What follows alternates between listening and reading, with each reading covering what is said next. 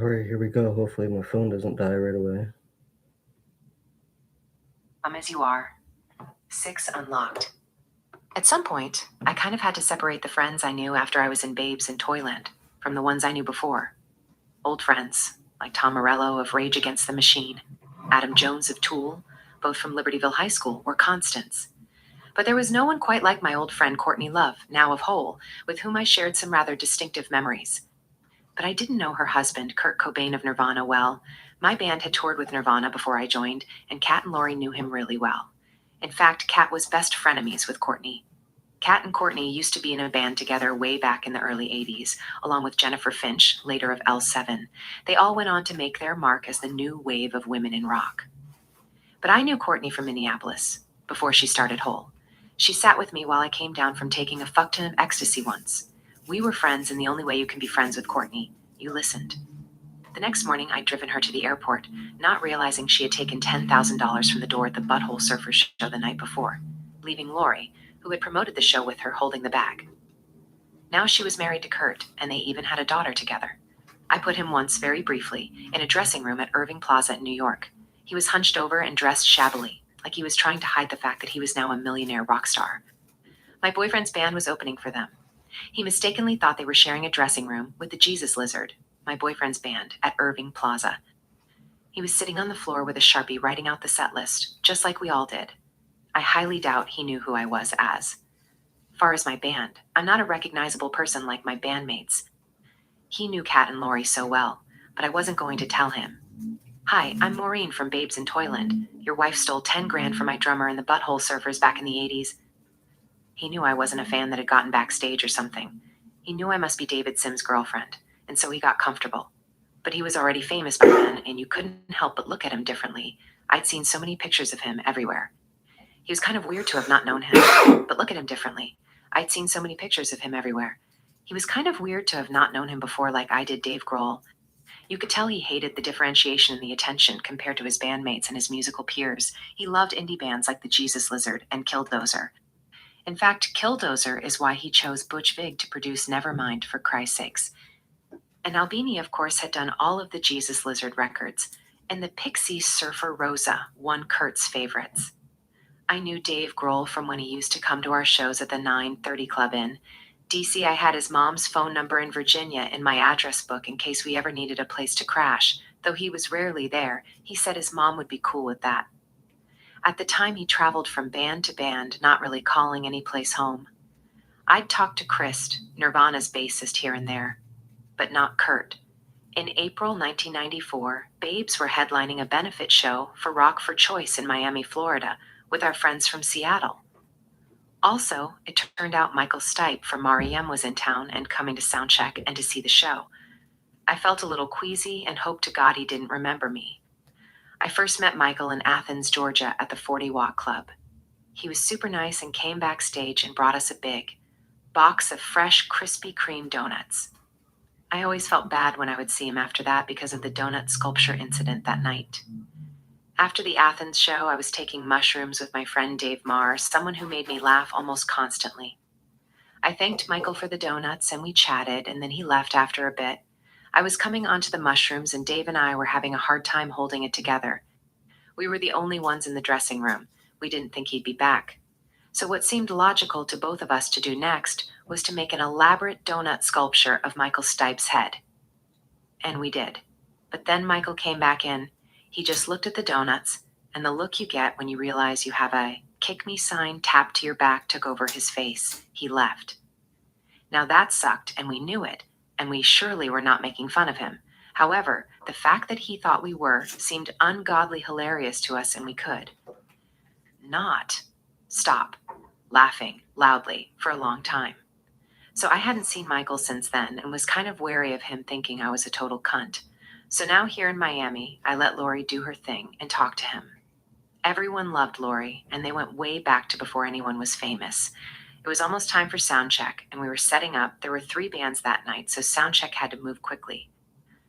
That was when I realized I left my bass in the fucking hotel room I was sharing with Kat.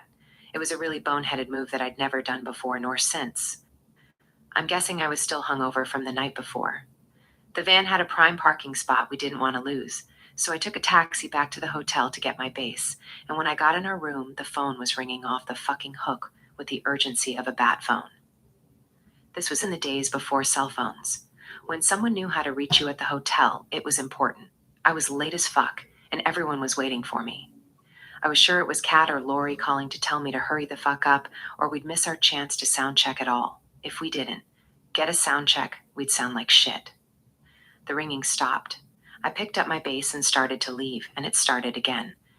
After the third round, exasperated, with a taxi I didn't want to lose waiting out front, I plopped down on the bed and picked up and said, "What?" On the other end was a hysterical woman. "He's gone. He killed himself," screamed the hysterical woman loudly.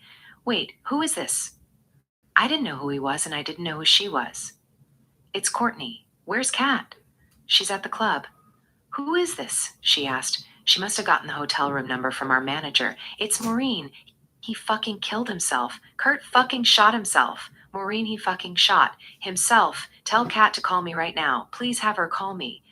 She was sobbing hysterically and said the same thing 7 different ways, as though neither of us could believe what she was saying and we were trying to get the lines right. That's okay. This was not a message I wanted to get wrong. I told her I was heading back to the club now and would have Kat call immediately. Presumably, she went on to the next shocked recipient of a call from Courtney Love on the day Kurt Cobain's body was found in his Seattle home with a gunshot wound to the head, a shotgun at his side. I thought I should call the club.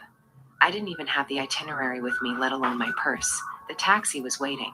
I don't know how the fuck we toured without cell phones and GPS, but we did. To wait for those stupid sirens to pass. Sorry. I wish that was Courtney Love getting arrested. Whatever number I got out of the phone book was going to be an automated message about upcoming shows and how to buy tickets. I wasn't going to get a person. But this news could not be told over the phone, especially to this crowd. Lori, Kat, and 7-year bitch was from Seattle. They'd known Kurt before. And Michael. He and Kurt were just about to do a music project together. Kurt had wanted to try something different. I would have to tell them in person. But I had to talk to someone. It was just too overwhelming to process. I told the cab to keep the meter running and that my road manager would tip him well. I didn't know who else to call, so I called Steve Albini, who had recorded Nirvana's last album, In Utero. I'd been sort of seeing Steve here and there at the time. He was in the studio with the Touch and Go band, Mule, recording. Steve picked up the phone. He already knew. At first, he thought I was another rock journalist looking for a statement from the person who recorded what was now Nirvana's last album. You could tell he was shocked by it and that it was a personal loss. They had spent some intense time together in Minnesota, working on it at Pachyderm Studios. But I knew I had to go back to the club, and soundcheck didn't seem to matter anymore. Now I had to tell everyone this horrible news. I walked in the back of the club through the open stage door and stood on the stage just taking in the happy scene that I knew was going to be destroyed in seconds.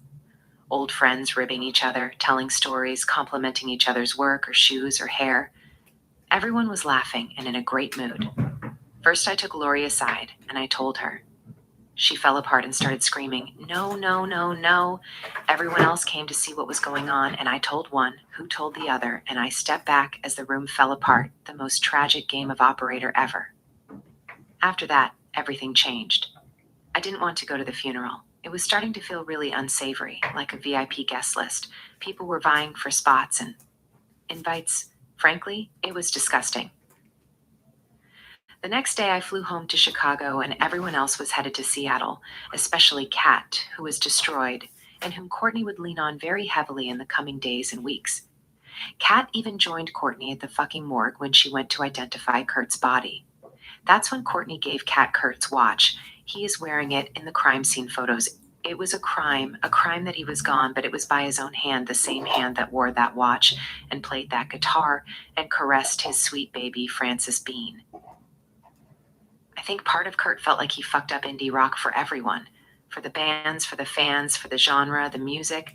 But then I think a part of him felt like, yeah, fuck you clowns, here comes indie rock, and he could leverage his position to help other indie bands and maybe be a part of making the music business less disgusting. I think his choice of Steve Albini to record In Utero is excellent proof of that.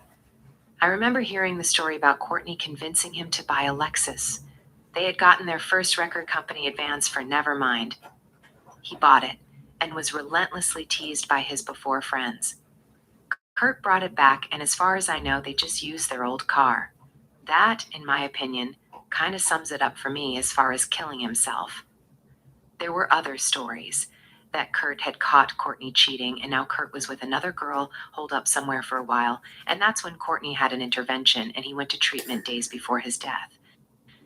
Gibby Haynes, the singer of the Butthole Surfer. Well, I guess we're gonna have to get back to that because my phone did die. That's what happens when you have a crap charger. All right. I guess I'm gonna end it. I'll be back. That sucks.